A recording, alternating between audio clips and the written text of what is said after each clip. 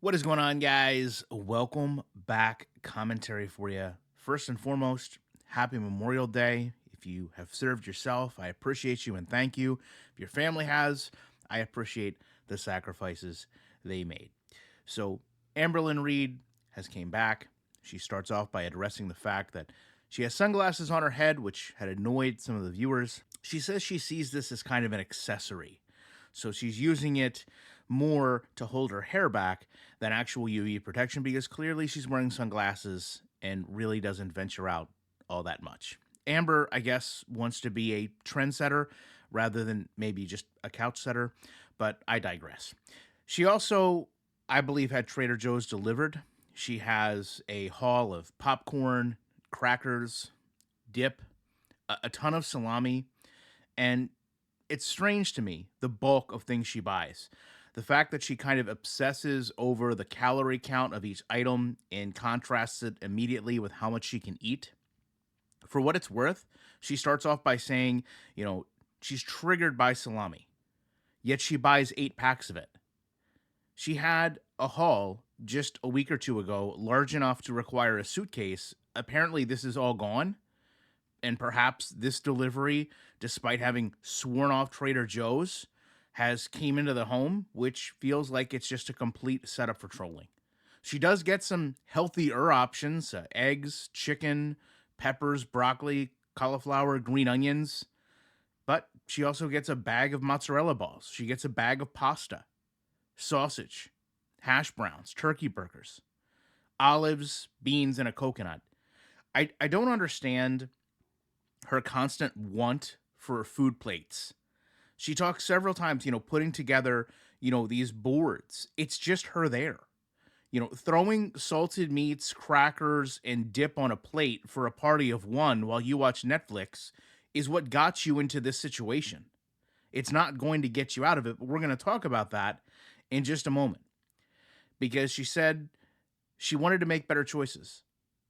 The Ozempic was going to change her outlook, and it did to a degree, but you see a majority of the same food choices not be healthy.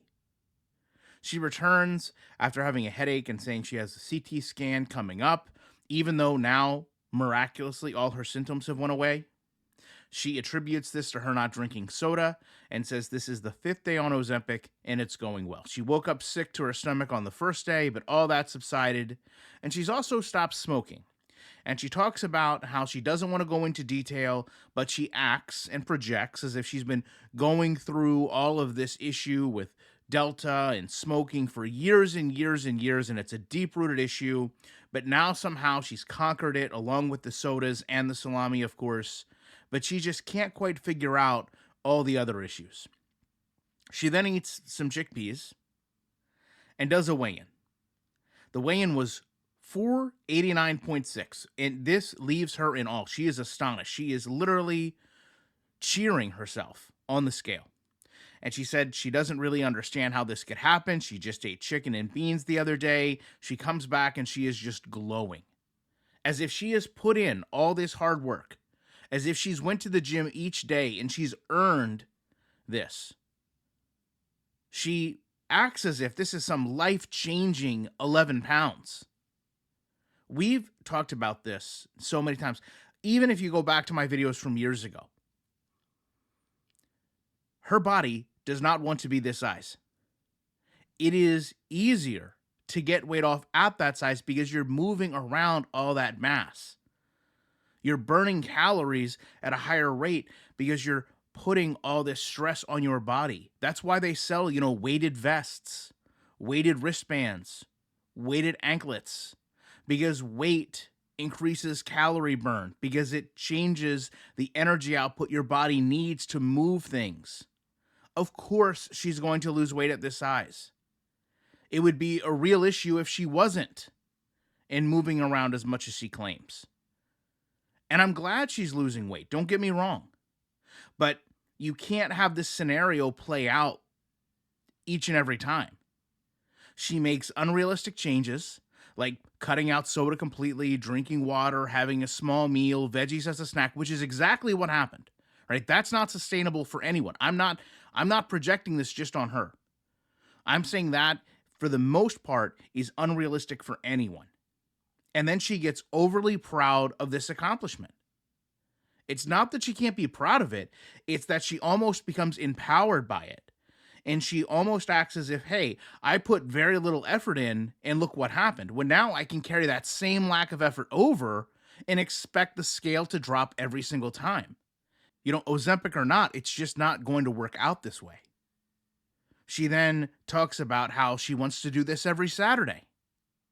She's going to do it multiple times this week because she is encouraged by seeing the scale go down. But this is also the double-edged sword of she's excited to see it go down now. She's proud, she's beaming, she's glowing. She wants to get on the scale. She wants to see the results. But when those results stop happening, that is when she's going to go right back to where she was before. And you can see that pattern in this video. You can see her literally say, hey, I don't want to go to Trader Joe's anymore, but I got Trader Joe's. Hey, I don't like salami. It triggers me, but I got 8 packs of salami. That same cycle is going to play out in this. You love the scale now. It's your best friend because it's showing you and telling you what you want to see. But the moment that it doesn't, you're going to dislike it and you're not going to want to do it. She talks about how busy Cameo has kept her. She walks Twinkie. And then she says she needs to go to get Ozempic as a re-up. And yes, I mean it in those terminologies. She talks about the price increase.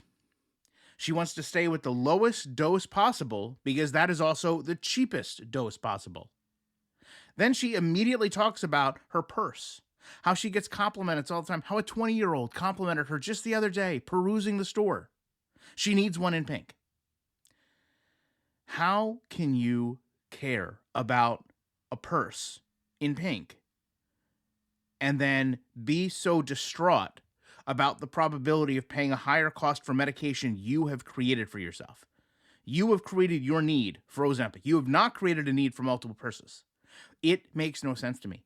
I guess the only way I could view this is the purse does not matter because at this rate, you are going to be here less and less time to use said purse unless you get your health in order. So I would think that whatever it cost to get you healthy would be the price that's paid. I would think that that whole little charade on the scale would be worth any amount of money if you could have it every single week. But that's the problem. You can't buy the determination. You can't purchase the resolution or the self-control to keep that constantly happening. It's not as simple as just buying a purse.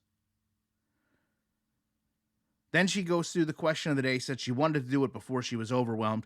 She basically says, oh, I completed a journal for a whole year, even though people think I didn't. I could fit in CT scans and other places. It's just Oklahoma has this just whole state full of small ones, and I just needed to be referred to a different provider that has a large one. But the more I've thought about that, the more I've also came to the conclusion, if she knows she's this size, if she understands there's been a problem in the past, and they truly did, a comprehensive, even if it was over the phone discussion with her about getting the scan, don't you think that she would have mentioned or they would have asked her size?